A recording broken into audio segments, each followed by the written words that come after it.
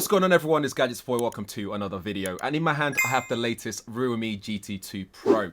And playing with this device made me realize that this year so far, we've had some amazing devices come out already. And it's only, what, February right now?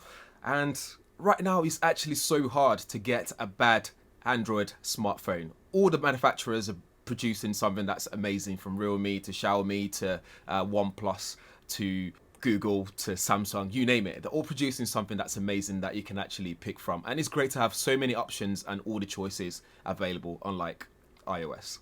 Anyway, before I chat too much, let's get into this device and see what it's actually all about.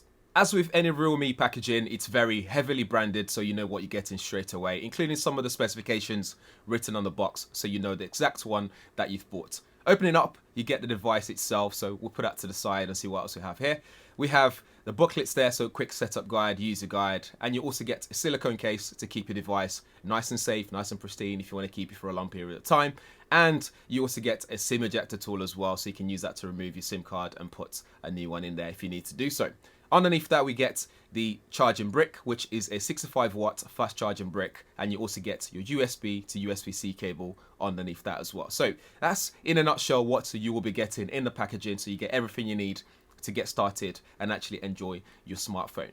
Moving on to the smartphone design though, one thing you notice straight away is this back of the device that's slightly different. This is a bio-based polymer material that's used on the back, and it's got a nice tactile finish into it as well. It's got this nice sort of pattern on it that feels really nice in hand, and it's just really nice to hold. I really like what they've done there. And then you get that Realme sort of mirrored effect on the back. And this actual design is something that's been designed in collaboration with Naoto Fukusawa. And Realme claims this is the first bio-based polymer smartphone design. So that's an interesting thing to see. And we'll see how that handles the heat when it comes to heat dissipation. Although this does have one of the industry leading and largest heat dissipation system in there as well. So hopefully this should handle things like heat very well.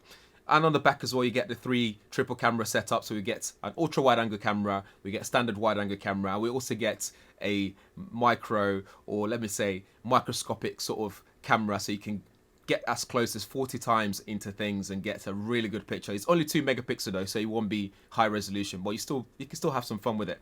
And that ultra wide angle lens on this, the claim again is the world's first 150 degrees field of view wide angle lens, ultra wide angle lens. But I swear, literally a couple of days ago, I put a video up that also had 150 degrees ultra wide angle camera, which had a bit more features as well that you can actually do with it in comparison to this. But with this one, you can do the basics like fisheye lens and all that stuff. We'll get into that further down the line in this video.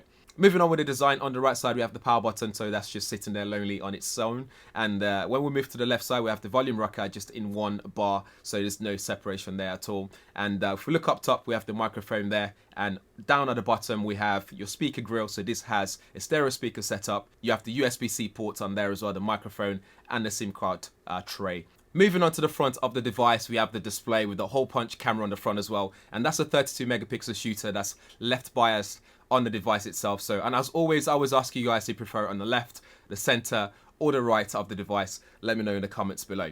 But moving on though, we have so much going on here, and this is actually designed to be really good for content creators and gamers alike, or just general entertainment and content consumers out there. So when you're watching movies and all that kind of stuff. So we have a 6.7-inch display at 2K resolution, so that's WQHD+. We have 525 ppi high quality screen. We have 1400 nits of maximum brightness, 10,240 brightness levels, amazing. 10-bit color display. This is actually certified as well for 100% P3 color gamut, and you have a whopping 5 million to 1 contrast ratio. And what that means for you is basically you are getting all the colors, you're getting all the sharpness, all the contrast levels, and it's AMOLED display, so good levels of blacks on there as well. So this is a really good display. And when it comes to gaming as well, you have the LTPO tech, LTPO2 tech on there that allows you to go from 1 Hz all the way to 120 Hz refresh rate. So when gaming, things looks very fluid. When browsing the web, it looks fluid. But more so when it comes to gaming though, you get 1,000 touch sampling rate on here, 1,000 Hz. So it means fast response when tapping away, when playing Call of Duty, when shooting away. You can actually compete professionally online if you're a mobile gamer. So this is actually really good. And you also get that GT2 boost as well. So you can boost things up as much as you want to get the best gaming experience possible. If you're worried about durability, the front glass as well is a Corning Gorilla Glass Victor's, which is known to be much more better when it comes to scratch resistance and also accidental drops. So you're not going to be scratching this or smashing the screen anytime soon. Moving on to performance, you have this octa-core processor that's 4nm, so that's the latest Qualcomm Snapdragon 8 Gen 1, and it's not the first device to have it now. It's one of the plenty of devices out right now with this the best from Qualcomm right now, and it does really well, performs really well, and that's coupled with that Adreno GPU in there as well. So you see this actually come to life when you're playing games like Call of Duty. It just handles it very well. And if you care about your benchmarking scores and stuff, we put it into Geekbench scores, and it does really well at both single core and multi-core processing as well. And when you put it into compute for Vulkan, it does really well as well. And what's actually quite interesting is when compared to that from Oppo, this actually does slightly better in single and multi-core as well. And when you put it through to your PC Mark and 3D Mark as well, it scores really highly, and it's really high up there when it comes to performance levels. So I've no doubt that if you get this device, you'd enjoy the performance levels, and I've messed about with the throttling and all that stuff as well, and it just really just balances itself out through the whole process. And when it needs that extra power, it just gives that extra boost as well, and it's just perfect in terms of performance. I have no issues there at all.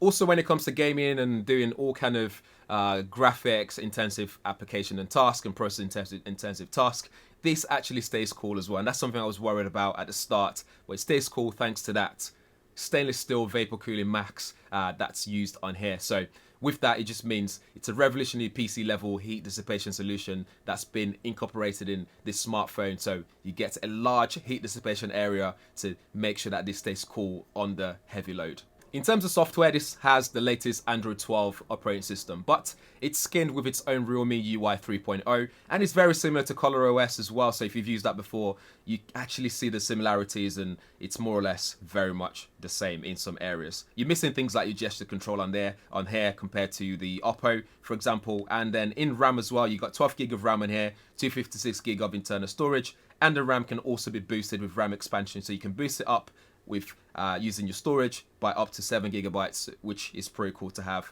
I love that software features. And in terms of software as well, you can also personalize this, so you can change like wallpaper from live wallpapers to static ones. There's plenty of wallpaper opportunities there, options available, and you can also customize things like your always on display and even your fingerprint scanner animation. And while I'm there as well, yes, you have fingerprint scanner in here for security, you have facial recognition as well, and you can use your regular code and pattern unlock as well. But the face unlock though, I wouldn't trust it, because again, it managed to scan just the top of my head and it still registered it, and it still works as well, just the top of my head. So I don't know how secure that is, so I wouldn't rely too much on that. In terms of sound here, you get Dolby Atmos, so you can control this in the settings.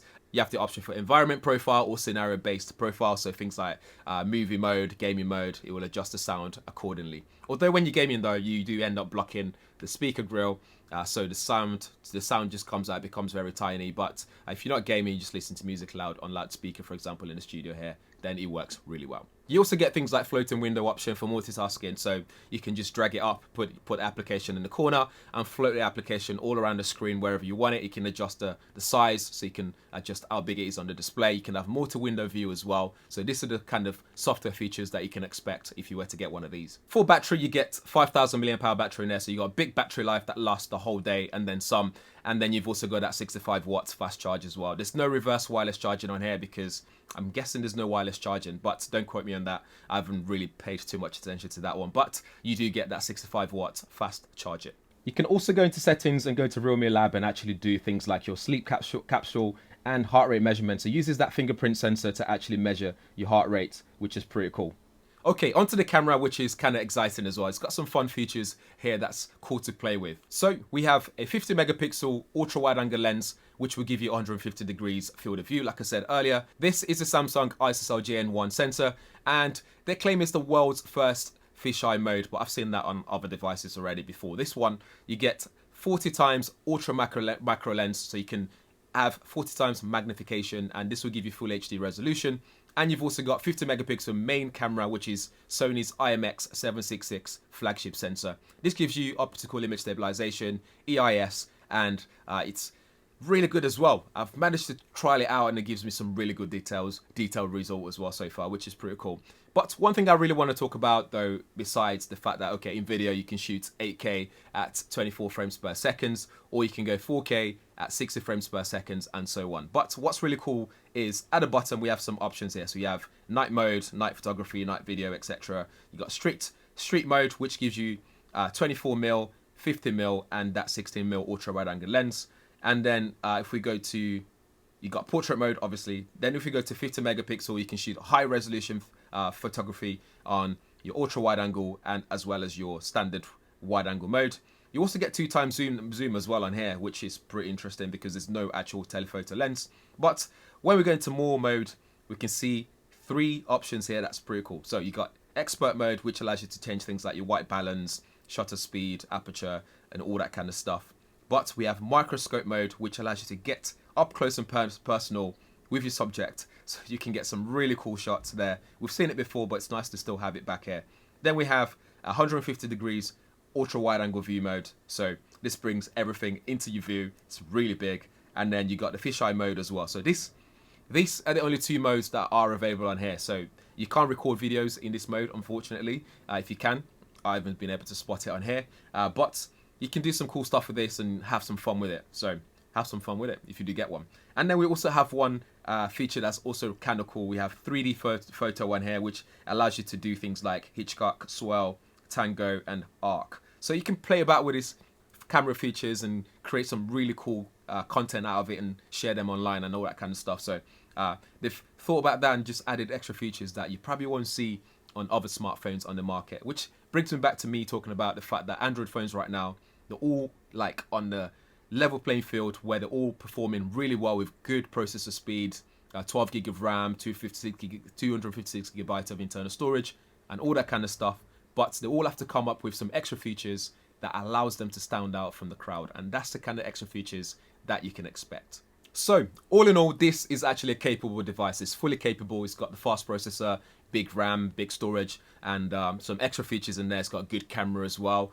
But all that was going to make this stand out from the crowd is the pricing. So you have to see what the pricing says to you. Is it worth getting this over the others? It's up to you. But I think it looks nice. Really nice, cool design, and in general just has great features on there. So I can't really fault the device at this point of just my first impression and hands-on. But let me know what you think in the comments below. Let me know, would you prefer that macro lens over telephoto or vice versa?